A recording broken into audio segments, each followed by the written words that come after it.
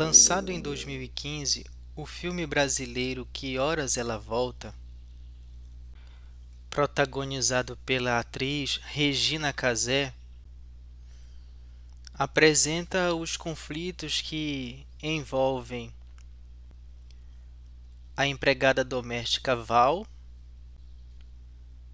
e seus patrões de classe alta. É uma crítica contumaz às desigualdades sociais no Brasil.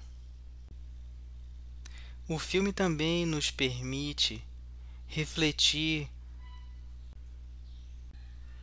sobre a desvalorização do trabalho doméstico, não apenas por parte dos empregadores, mas também da própria classe trabalhadora.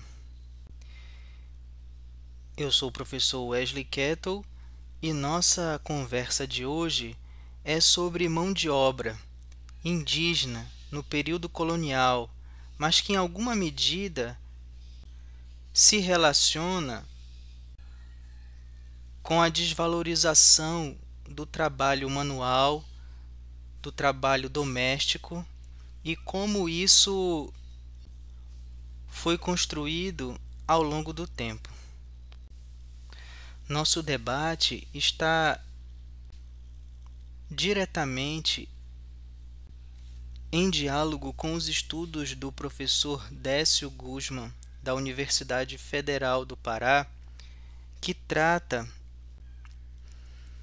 do hibridismo dos elementos iconológicos produzidos nas oficinas do Colégio Jesuíta, localizado na cidade de Belém do Pará. Outros temas por ele abordados são as condições de trabalho dos povos indígenas no período colonial, a técnica, os materiais utilizados e o próprio processo criativo que produziu o que nós podemos chamar de imaginária sacra amazônica. Uma contextualização do Grão-Pará em fins do século XVII e início do século XVIII nos ajudam a pensar um pouco o clima envolvido em torno dessa produção artística que queremos aqui demonstrar é tributária da habilidade e envolvimento diretos dos povos indígenas. Já na década de 1680, os jesuítas, como ordem religiosa, experimentaram uma série de restrições impostas pelo Estado português, limitando seu poder sobre a mão de obra indígena. O documento intitulado Regimento das Missões é um exemplo desse tipo de restrição que partia do seio da administração colonial e que buscava redimensionar o poder das ordens religiosas. Na década de 1690, podemos identificar a redução do trabalho jesuíta no território que hoje conhecemos como Amazônia. Nesse sentido, o que queremos destacar são os sucessivos golpes que receberam os jesuítas no âmbito de seu trabalho de evangelização na Amazônia. Do lado de nossos ancestrais, como os povos Tupinambá, houve uma profunda desarticulação de suas sociedades. Os estudos de Florestan Fernandes deixam muito claro os prejuízos resultantes da invasão europeia para os povos indígenas. Abre aspas. Primeiramente, foram desalojados de suas posições na biosfera pelos portugueses. Em consequência, abandonaram o litoral e as regiões mais férteis de seu primitivo habitat. Fecha aspas. Décio Guzmán chama de caboclização os processos de transformação étnica que teriam passado os povos indígenas e destaca esse processo entre os anos de 1650 e 1720, quando são incorporados às aldeias missionárias e ali sofrem mudanças de hábito, costumes, crenças, práticas religiosas e são submetidos a casamentos interétnicos. É preciso ressaltar que esses personagens ameríndios não devem ser tratados na história como mulheres e homens passivos diante da violência dos portugueses, mas que, de alguma maneira, tentavam a todo custo a busca pela liberdade, a negociação a partir de seus talentos, que é o que veremos mais à frente. Também é importante pensar como esses portugueses que participavam da conquista em solo amazônico foram indianizados, ou seja, adotaram formas e conteúdos da vida nativa.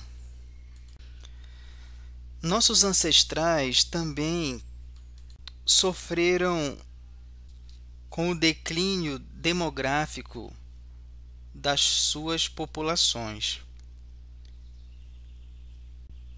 Foram dizimados com epidemias de sarampo e varíola, expropriados de suas terras por meio da escravidão, levados para longe de suas florestas, lagos e rios, sofrem uma abrupta alteração de dieta, experimentam o alcoolismo e têm então seus grupos sociais profundamente desestruturados. Nossa intenção aqui é, portanto, pensar como, ao ensinar história, nós podemos ampliar a visão dos alunos para além daquela consagrada e tradicional narrativa que mostra portugueses dominando indígenas para uma maior complexidade desse processo, em que, como vimos, temos a caboclização, a europeização e também a africanização. O Colégio do Pará, localizado onde hoje nós chamamos de Complexo Feliz Lusitânia, era um ponto estratégico na medida em que tinha um alcance visual da entrada e saída do principal afluente dessa região, o rio Amazonas. O padre Bettendorf, ao falar do Colégio do Pará, diz: para a banda do norte, bem no princípio da cidade, onde chamavam Portão os antigos, está o Colégio de Santo Alexandre dos Padres da Companhia de Jesus, virado com a porteira para a praça assaz espaçosa.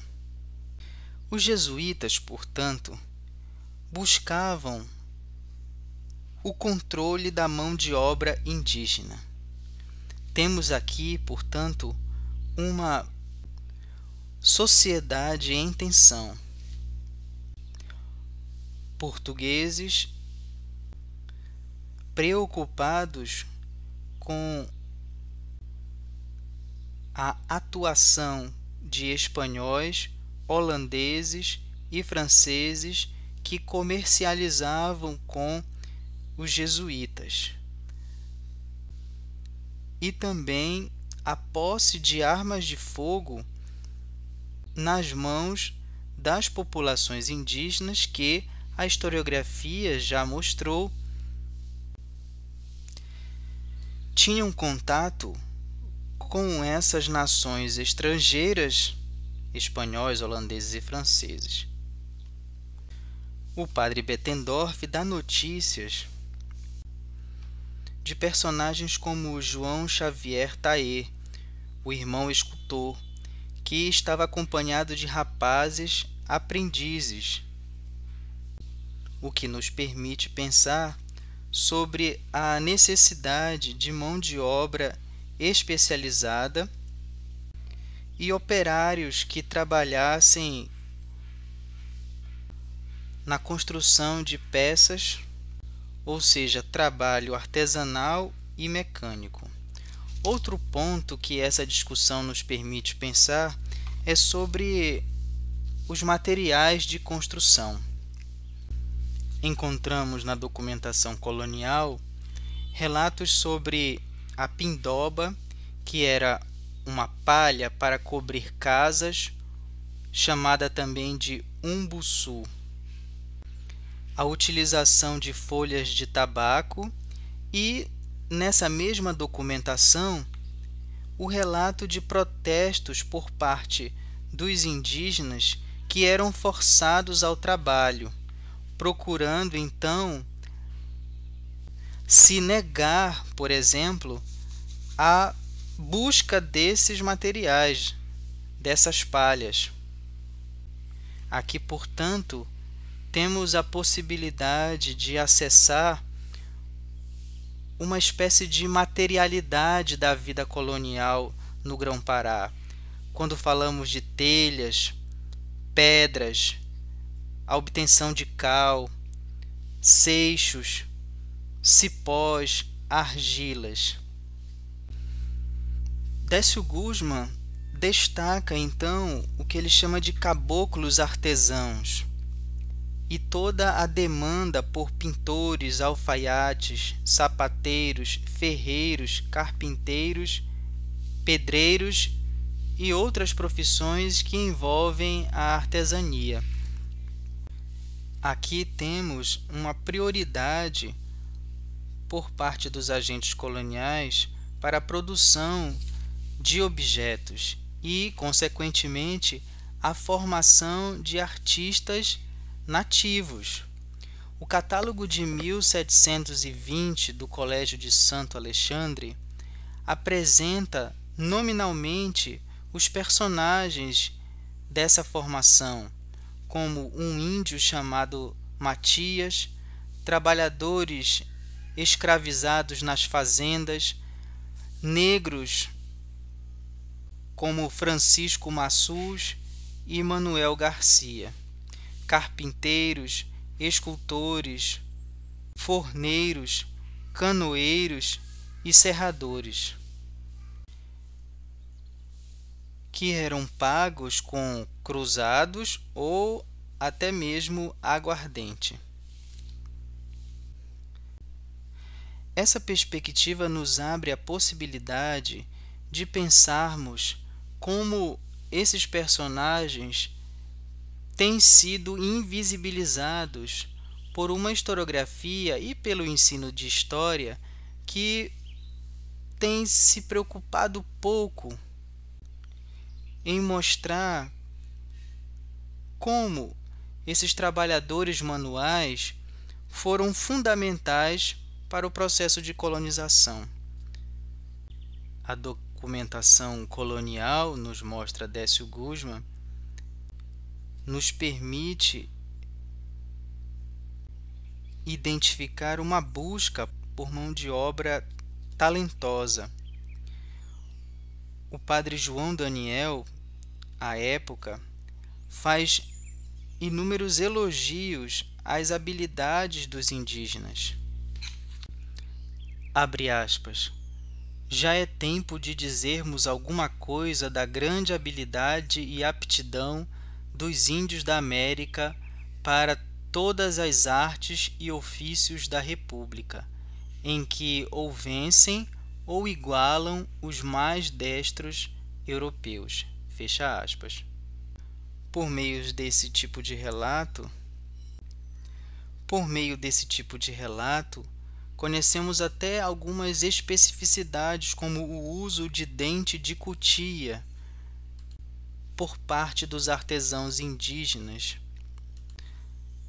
Apesar disso, nossos ancestrais artistas não eram bem conceituados por todos os jesuítas.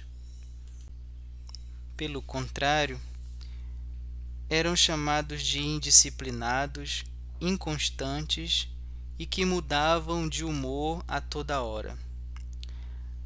É verdade que os jesuítas reconheciam a habilidade e a arte de imitar e que nossos ancestrais gozavam de um excelente golpe de vista, não precisando nem de régua nem de compasso para calcular. Ao analisar a documentação colonial, Décio Guzmán destaca o registro por parte dos portugueses de certa preguiça que interferia no trabalho dos indígenas. Nas palavras dos jesuítas, nossos ancestrais seriam viciados na preguiça e precisavam ser vigiados a todo tempo, inclusive no seu tempo livre, a não os considerar civilizados, principalmente por não serem feitos a repetição, ordem, divisão, previsão, constância, fixação e disciplina. Reclamavam também do não cumprimento de horário para pescar e caçar. O uso de fontes históricas do período colonial nos permitem refletir com nossas alunas e alunos sobre a visão limitada dos autores desses documentos, pois, como no exemplo que acabamos de dar, fizeram afirmações que estavam baseadas em sua visão de mundo e com forte teor preconceituoso, que isso também vale discutir com os estudantes, constituíram em grande medida a percepção que as sociedades atuais têm das populações indígenas do passado e também do presente. Isso nos permite também pensar como esse novo modo de vida, apresentado de maneira compulsória aos nossos ancestrais indígenas, não estava de acordo com seus interesses, Por exemplo, a agricultura intensiva, da forma como as ordens religiosas apresentavam, exauria as suas forças. Apesar de tentarem se adaptar às ecologias microrregionais, isso interferia, como já falamos, na sua dieta, nas formas de viver e tantos outros detalhes que compõem a vida vivida desses personagens nativos. Nossos antepassados, ao serem retirados de suas regiões, levavam consigo não apenas a sua cultura, sua religiosidade, mas também o conhecimento sobre as madeiras da floresta, aquelas que eram maleáveis e podiam ser utilizadas na construção pretendida pelos portugueses, as cestas de Miriti, a técnica de construção dessas cestas, tecidos, pequenos móveis, produção de cerâmica. Mas uma coisa nos diferenciava das pretensões portuguesas, que era privilegiar a produção do que era indispensável. Nossos antepassados não conheciam a ideia de acumulação de utensílios, visando o estoque para reservas futuras. Historiadores como Sérgio Buarque de Holanda mostram que os povos indígenas repugnavam toda a moral fundada no que podemos chamar de culto ao trabalho, aos moldes europeus. Nessa perspectiva, queremos deixar bem claro que nossa proposta é pensar e mostrar aos estudantes que não é o mais correto replicar a ideia de que nossos antepassados eram preguiçosos e avessos ao trabalho. Pelo contrário, toda e qualquer edificação colonial no Grão-Pará foi erguida com suor e principalmente sangue de nossos ancestrais indígenas. Quando esses personagens ameríndios se negavam a trabalhar, faziam isso pelas condições de trabalho e principalmente por serem obrigados a fazê-lo. Avançamos aqui nossa discussão para afirmar que temos uma nova forma de trabalho artístico na Amazônia. Os povos indígenas não abandonaram sua cultura material e imaterial. Como falamos há pouco, carregaram consigo as técnicas de produção de cerâmica, cestaria, plumaria, grafismo, arquitetura, armas e mobiliário. O Colégio Jesuíta foi o local onde esse artesanato urbano, como chama Décio Guzman, ganhou forma, sendo produzida agora uma arte indígena. Não que esse tipo de atividade fosse desconhecida pelos indígenas antes da chegada dos europeus. O Muiraquitã é apenas um desses exemplos. Mas agora temos uma nova forma de trabalho artístico na Amazônia, originado a partir da interação entre portugueses e nações como os Tupinambá.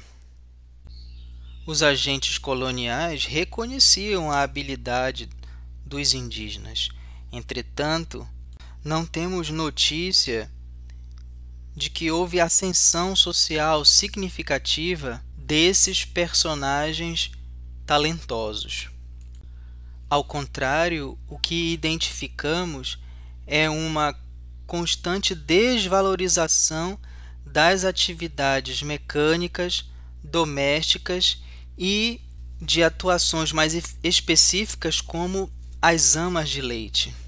O que percebemos é que essa desvalorização foi crescente durante os séculos subsequentes, chegando até os nossos dias.